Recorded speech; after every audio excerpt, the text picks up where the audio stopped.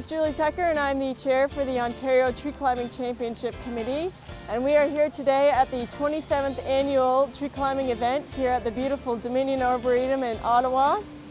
And what we're doing today is pretty unique. We've got a little bit of a documentary happening, and I'm going to be taking you around on a journey to our different events and learn a little bit from our head judges about what each event entails.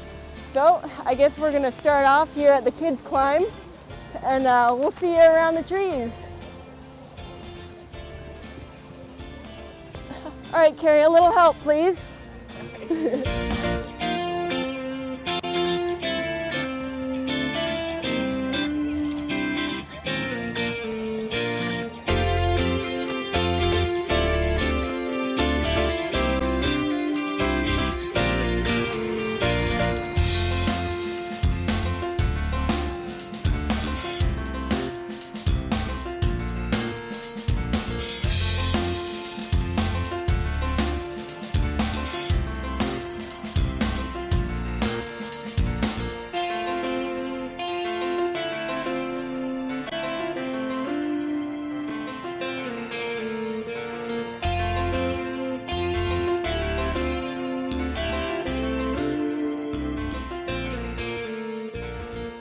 With me is our event head technician, and this is Matt Logan, and he's going to talk a little bit about the competition.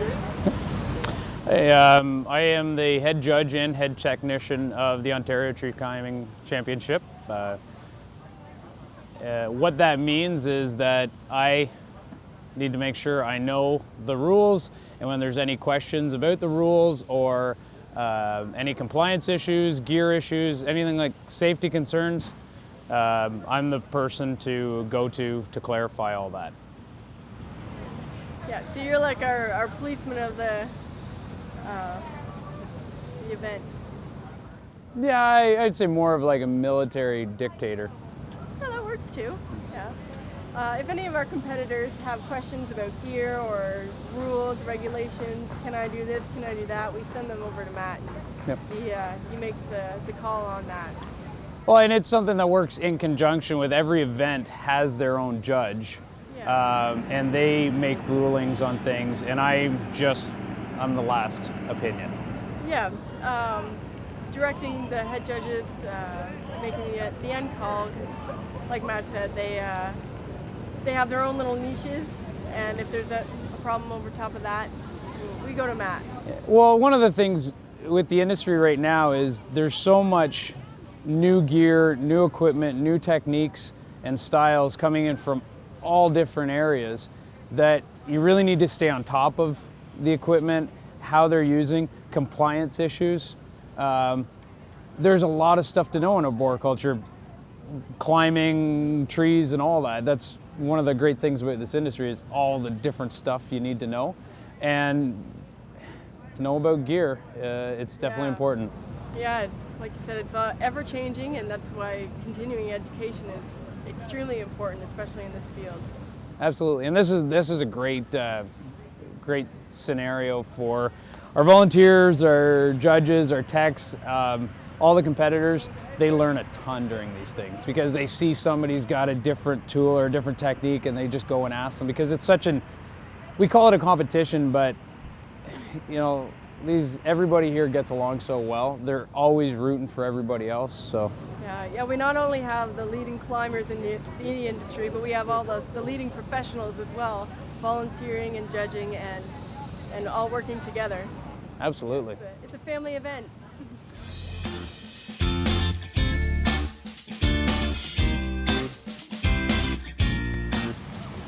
All right, well, we've wandered over to our aerial rescue event, and I'm here talking with the event head judge, Ken Gillies, who is also our ISAO president. Ken, do you want to tell us a little bit about the aerial rescue event? Well, first of all, we're super pumped to be here in Ottawa. This site is incredible, and the whole layout here and how we've been able to bring it all together is just fantastic. The aerial rescue event today is in a beautiful oak. The victim is up in the tree right now. They're unclipped from their main tie-in, but they're still lanyarded off to the tree.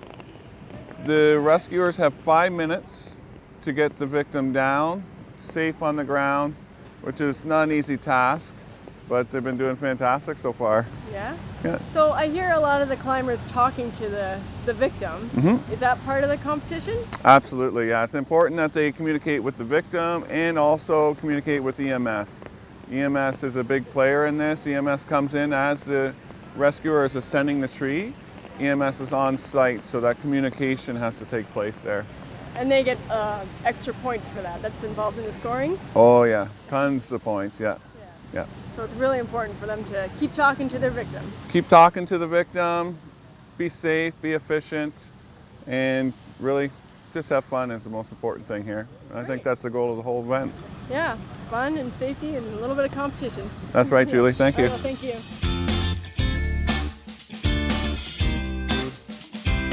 We wandered over here to the footlock event, and to me it's one of the most exciting events, and we're here talking with our head judge, Tom Bowes.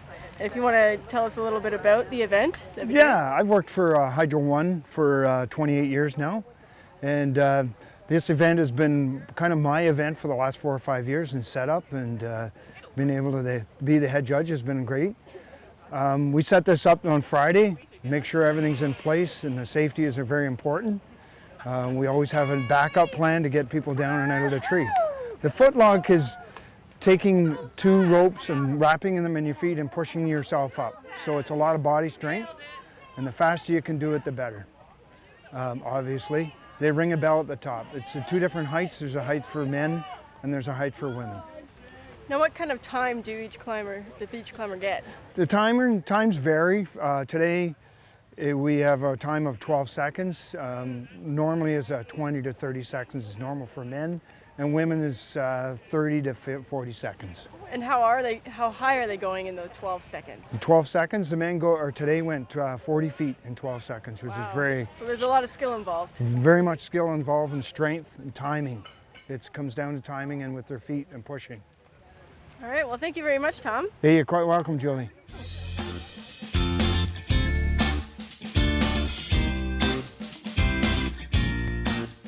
We're here at the Belade Speed Climb event, and I'm here talking with our event head judge, Rob Shaw, and he's going to tell us a little bit about the event and what our competitors are required to do. So over to you, Rob. Thanks. Belade Speed Climb is a strictly timed event. We're looking at the amount of time it takes for participants to get from ground level up to the bell they need to ring at 60 feet. You got me. Keep going.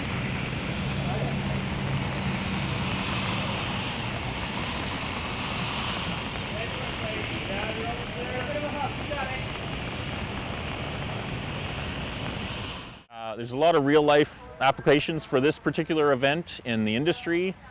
It's a lot of occasions where people will be just belaying work positioning or ascending a tree.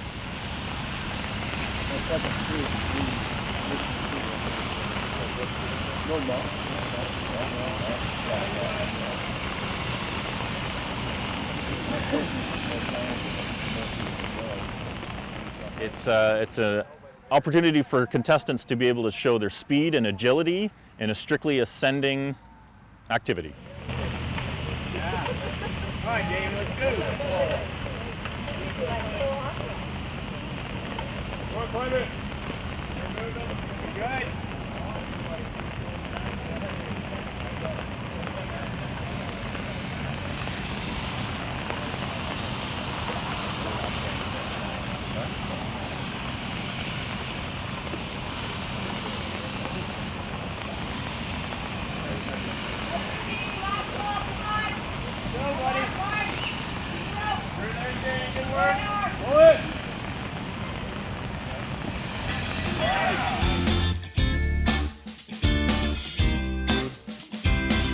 Well, we're over here at the Work Climb event, and we're here talking with our event head judge, Ian Pike. Now, Ian is also a past competitor, a past champion, and you've been a head judge on the event and a competitor, so you've seen it from both sides. Yeah, So we're hoping that you could tell us a little bit about the event. it's a good event. It does a very good job of just best mimicking our daily work activities, all in a single tree. So there's a few stations. There's 4 stations, correct? 5 stations. 5 stations.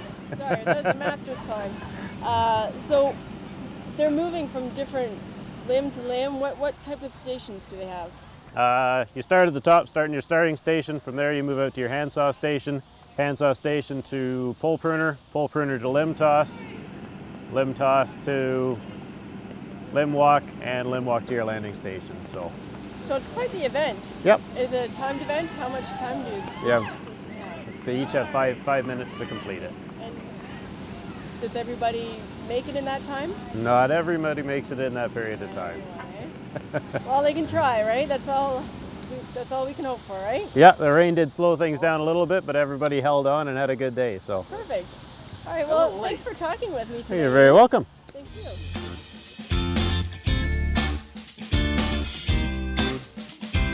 All right, well, we're here over at the Throwline event, and I'm talking with head judge Michael Inarsik. And if you could just tell us a little bit about the event, Mike, that would be great. What's the objective? All right, well, this is the throw ball event. It kind of highlights some skills that arborists use generally to put our lines into trees safely. So if you can imagine trying to set a line up 80, 60 feet, it might be quite difficult. So we use a tool called a throw line. It's attached to a throw ball filled with lead shot, so to speak. They come with different weights depending on what you like to throw. So using a couple techniques. So here we go with throw ball attached with a throw line. It's usually a high tensile piece of string, about 400 pounds. And generally competitors or arborists in the field will use a couple different techniques, either a sidearm pendulum throw, or they'll put a bite through the ring and kind of toss it through their legs, kind of like a granny shot.